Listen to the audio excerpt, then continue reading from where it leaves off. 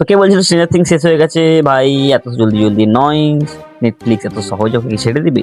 তো যাই হোক, তো স্ট্রেঞ্জার থিংস এর next spin off series stranger things the first শ্যাডোর অফিসিয়াল ট্রেলার এসে গেছে, যেখানে মেনলি আমরা হেনরি ক্রিল সে কিভাবে ভেপনাতে রূপান্তরিত হয়েছে সেই সম্বন্ধে ভালোভাবে জানতে পারবো। মানে তার যে ব্যাক স্টোরি, কি করে সে পাওয়ার পেয়েছে বা কি করে সে আগিয়েছে।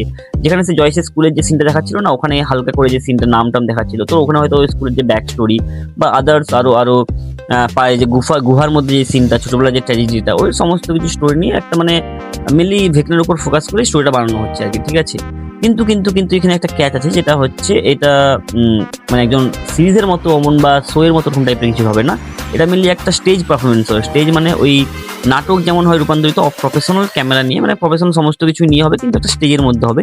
তো যেটা সেখানে রেকর্ড করা হবে আর তারপর সেটাকে নেটফ্লিক্সে আপলোড করা হবে।